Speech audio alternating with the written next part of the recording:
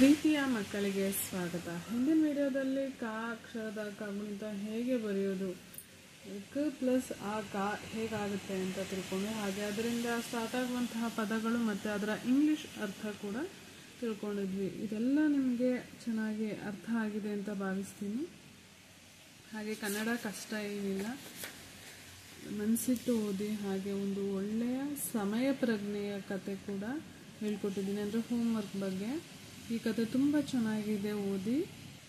ಮತ್ತು ಕನ್ನಡದ ಕಠಿಣ ಪದಗಳನ್ನ ಹೇಗೆ ಬರೆಯೋದು, ಓದೋದು ಮತ್ತು ಇಂಗ್ಲೀಷ್ ಲೆಟರ್ಸ್ಲಿ ಕೂಡ ಹೇಳ್ಕೊಟ್ಟಿದ್ದೀನಿ. ಇಂಗ್ಲೀಷ್ ಮೀಡಿಯಮ್ ಅವ್ರಿಗೆ ಕನ್ನಡ ಪದಗಳನ್ನ ಓದೋದಕ್ಕೆ ತುಂಬ ಕಷ್ಟ ಆಗುತ್ತೆ, ಹಾಗಾಗಿ ಇಂಗ್ಲೀಷ್ ಲೆಟರ್ಸ್ ಕೂಡ ಹೇಳ್ಕೊಟ್ಟಿದ್ದೀನಿ. ಸೊ ನಿಮಗೆಲ್ಲ ಅರ್ಥ ಆಗಿದೆ. ಹಾಗೆ ಬಣ್ಣಗಳು, ಅವುಗಳ ಇಂಗ್ಲೀಷ್ ಮೀನಿಂಗ್, ಹಾಗೆ ಇಂಗ್ಲೀಷ್ನಲ್ಲಿ ಏನಂತ ಕರೀತಾರೆ, ಹಾಗೆ ಇಂಗ್ಲೀಷ್ ಲೆಟರ್ಸ್ಲಿ ಹೇಗೆ ಬರೆಯೋದು, ಮತ್ತು ಕನ್ನಡ ವರ್ಡ್ಸ್ಗೆ ಕನ್ನಡ ಮೀನಿಂಗ್ ಜೊತೆಗೆ ಇಂಗ್ಲೀಷ್ ಮೀನಿಂಗ್ ಕೂಡ ಹೇಳ್ಕೊಟ್ಟಿದ್ದೆ. ಅದೆಲ್ಲ ನಿಮಗೆ ಅರ್ಥ ಆಗಿದೆ ಅಂತ ಭಾವಿಸ್ತೀನಿ. ಕನ್ನಡ ತುಂಬ ಈಸಿ ಇದೆ, ಆದರೆ ಮನಸ್ಸಿಟ್ಟು ಕಲಿಬೇಕು. ಹಾಗೆ ವರ್ಣಮಾಲೆ, ಕಾಗುಣಿತ, ಒತ್ತಕ್ಷರ ಇವುಗಳನ್ನೆಲ್ಲ ಕಲಿತ್ರೆ ಬರೆಯೋದು ತುಂಬ ಈಸಿ ಆಗುತ್ತೆ, ಹಾಗೆ ಓದೋದು ಕೂಡ ಈಸಿ ಆಗುತ್ತೆ. ಅದರಿಂದ ನೀವು ಮನಸ್ಸಿಟ್ಟು ಕನ್ನಡನ ಕಲಿಬೇಕು. ಮತ್ತು ಈ ವರ್ಣಮಾಲೆನ ಯಾವ ರೀತಿ ಬರಿಬೇಕು, ಹಾಗೆ ಯಾವುದೆಲ್ಲ ರೀತಿಯಲ್ಲಿ ಬರಿಬಾರ್ದು ಅಂತ ಹೇಳ್ಕೊಟ್ಟಿದ್ದೆ. ಅದೆಲ್ಲ ನಿಮಗೆ ಅರ್ಥ ಆಗಿರುತ್ತೆ. ಹೀಗೆ ವರ್ಣಮಾಲೆ, ಕಾಗುಣಿತನ ಕಲಿಯೋದ್ರ ಮೂಲಕ ಮತ್ತಷ್ಟು ಕನ್ನಡ ಕಠಿಣ ಪದಗಳನ್ನ ಹೇಗೆ ಬರೆಯೋದು, ಓದೋದು ಅಂತ ತಿಳ್ಕೊಳ್ಳೋಣ.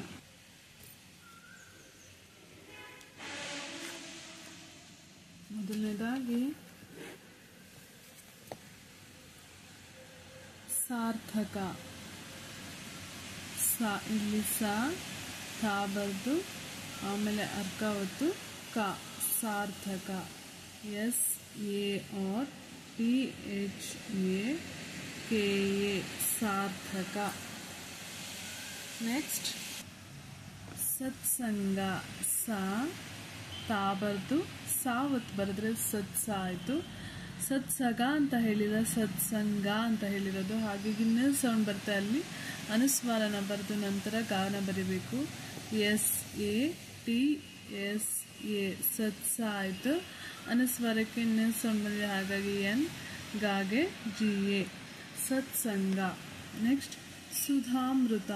ಸಾಕೊಂಬು ಸು, ದಾ ಇಲ್ಲಿ ಧ, ಮಹಾಪ್ರಾಣ ಧ ಬರಿಬೇಕು. ಮಾಗೆ ಒಟ್ರಸಲ್ಲಿ ಹಾಗೆ ತ, ಸುಧಾಮೃತ. SUDHAMRUTA,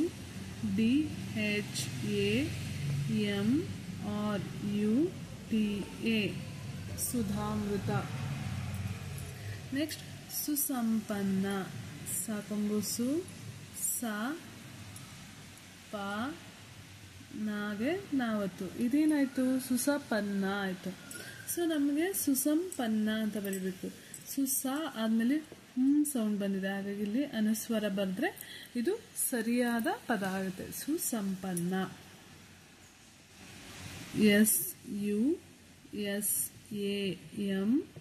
SUSAMPA, ನಾಗೆ ನಾವತ್ತಿರೋದ್ರಿಂದ ಡಬಲ್ ಎನ್ ಬರಿಬೇಕು, ಎ, ಸುಸಂಪನ್ನ.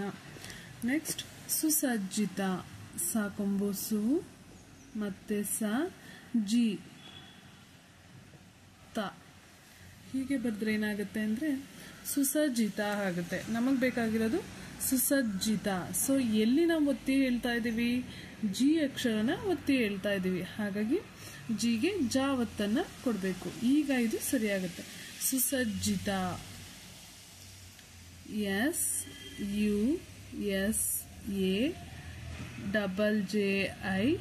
SUSAJITA, ಸುಸಜ್ಜಿತ. ನೆಕ್ಸ್ಟ್ ಸ್ವಪ್ನ. ಸಾಗೆ ವಾವತ್ತು, ಪಾಗೆ ನಾವತ್ತು, ಸ್ವಪ್ನ. ಎಷ್ಟೋ ಮಕ್ಕಳಿಗೆ ಒತ್ತಕ್ಷರ ಹೇಗೆ ಬರಿಬೇಕು ಅಂತ ಗೊತ್ತಾಗಲ್ಲ. ಒತ್ತಕ್ಷರ ಇರುವ ಪದಗಳನ್ನ ಸಿಂಪಲ್ ಮೆಥಡ್ ಹೇಳ್ಕೊಡ್ತೀನಿ. ಸ್ವಪ್ನ, ಇದರಲ್ಲಿ ಫಸ್ಟ್ ಸೌಂಡ್ ಸ ಬರುತ್ತೆ, ಅದನ್ನು ಪೂರ್ತಿ ಲೆಟರ್ ಸಾ ಬರಿಬೇಕು. ನೆಕ್ಸ್ಟ್ ನೆಕ್ಸ್ಟ್ ವ ಸೌಂಡ್ ಬರುತ್ತೆ, ಅದನ್ನು ಒತ್ತಕ್ಷರವಾಗಿ ಬರಿಬೇಕು, ಆಗ ಸ್ವ ಆಗುತ್ತೆ. ಇಲ್ಲೂ ಕೂಡ ನ, ಫಸ್ಟ್ ಪ ಸೌಂಡ್ ಬರುತ್ತೆ, ಅದನ್ನು ಪೂರ್ತಿ ಪ ಅಕ್ಷರ ಬರೆದು ನೆಕ್ಸ್ಟ್ ನ ಸೌಂಡ್ ಬರೋದನ್ನ ಒತ್ತಾಗಿ, ಅಂದರೆ ನಾವು ಒತ್ತಾಗಿ ಬರಿಬೇಕು.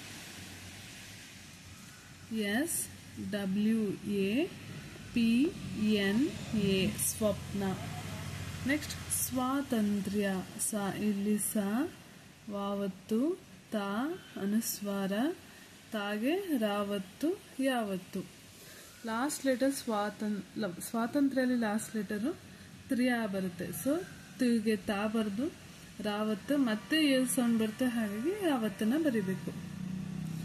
SWA ಸ್ವಾ, TA ತಾ, ಇಲ್ಲಿ ಅನುಸ್ವರಕ್ಕೆ ಇನ್ನೊಂದು ಸೌಂಡ್ ಬಂದಿದೆ, ಹಾಗಾಗಿ N, T ರಾಗೆ ರಾವತ್ಗೆ R, yeah Y A sounds ಪ್ರಕಾರ ಬರೆದ್ರೆ ನಿಮಗೆ ಈಸಿಯಾಗಿ ಬರಿಬೋದು. ಅನುಸ್ವಾರಕ್ಕೆ ಕೆಲವೊಂದು ಪದಗಳಲ್ಲಿ ಮ ಸೌಂಡ್ ಬರುತ್ತೆ, ಹಾಗೆ ಮತ್ತಷ್ಟು ಕೆಲವು ಪದಗಳಲ್ಲಿ ನ ಸೌಂಡ್ ಬರುತ್ತೆ. ಅದು ಯಾಕೆ ಹಾಗೆ ವ್ಯತ್ಯಾಸ ಆಗುತ್ತೆ ಅನ್ನೋದಕ್ಕೆ ಹಿಂದಿನ ವಿಡಿಯೋಗಳಲ್ಲಿ ತಿಳಿಸಿನಿ, ಅದನ್ನು ನೋಡಿದ್ರೆ ನಿಮಗೆ ಅರ್ಥ ಆಗುತ್ತೆ. ನೆಕ್ಸ್ಟ್ ಕೈಂಕರ್ಯ, ಕೆ ಬರೆದು ಐವತ್ತು ಅಂದರೆ ಕೈ ಆಗುತ್ತೆ.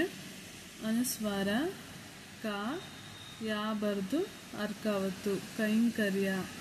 KAI ಅನುಸ್ವಾರಕ್ಕೆ ಇನ್ನೊಂದು ಸೌಂಡ್, ಕಾಗೆ KA, ರಿಯಾ ಫಸ್ಟ್ ರ ಬರೆದು ಅಂದರೆ ಅರ್ಕಾವತ್ಗೆ ಆರ್ ಬರೆದು, ಯಾಗೆ YA. ಕೈಂಕರ್ಯ, ಯಾರಿಗೆಲ್ಲ ಕಾಗುಣಿತ ಗೊತ್ತಿಲ್ವೋ ಅವರು ಹಿಂದಿನ ವಿಡಿಯೋಗಳಲ್ಲಿ ಕಾಗುಣಿತನ ಅಂದರೆ ಕನ್ನಡದಲ್ಲೂ ಕಾಗುಣಿತ ಬರೆಯೋದು ಹೇಗೆ, ಹಾಗೆ ಇಂಗ್ಲೀಷ್ ಲೆಟರ್ಸ್ಲಿ ಹೇಗೆ ಬರೀಬೇಕು ಅಂತ ಹೇಳ್ಕೊಟ್ಟಿದ್ದೀನಿ. ಆ ವಿಡಿಯೋಗಳು ನೋಡಿದ್ರೆ ನಿಮಗೆ ಯೂಸ್ ಆಗುತ್ತೆ. ನೆಕ್ಸ್ಟ್ ಬ್ರಹ್ಮಾಸ್ತ್ರ,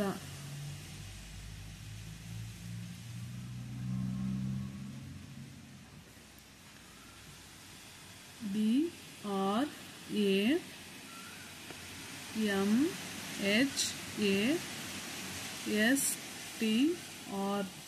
ಬ್ರಹ್ಮಾಸ್ತ್ರ. ನೆಕ್ಸ್ಟ್ ಆತ್ಮಸ್ಥೈರ್ಯ, ಆ ತಾಗೆ ಮಾವತ್ತು, ಸೇ ಬರ್ದು ಥಾವತ್ತು, ಐ ಒತ್ತು, ಹಾಗೆ ಯಾ ಅರ್ಕಾವತ್ತು, ಆತ್ಮಸ್ಥೈರ್ಯ. ATMA ಆತ್ಮ ಆಯಿತು, ಸ್ಥೈ. STHAI ಸ್ಥೈ, ರ್ಯಾ RYA ಆತ್ಮಸ್ಥೈರ್ಯ. ಇವಿಷ್ಟು ನಿಮಗೆ ಅರ್ಥ ಆಗಿದೆ ಅಂತ ಭಾವಿಸ್ತೀನಿ. ಇವತ್ತಿನ ವಿಡಿಯೋದಲ್ಲಿ ನಾವು ಸಾಕಷ್ಟು ಕನ್ನಡ ಪದಗಳನ್ನ ಕಲ್ತ್ಕೊಂಡಿದ್ದೀವಿ. ಇದನ್ನು ನೀವು ಬರೆದು ಪ್ರಾಕ್ಟೀಸ್ ಮಾಡಿದ್ರೆ ಬೇಗ ಅರ್ಥ ಆಗುತ್ತೆ. ಈ ವಿಡಿಯೋ ಇಷ್ಟ ಆಗಿದ್ದರೆ ಲೈಕ್ ಮಾಡಿ, ಶೇರ್ ಮಾಡಿ, ಹಾಗೆ ಸಬ್ಸ್ಕ್ರೈಬ್ ಮಾಡಿ.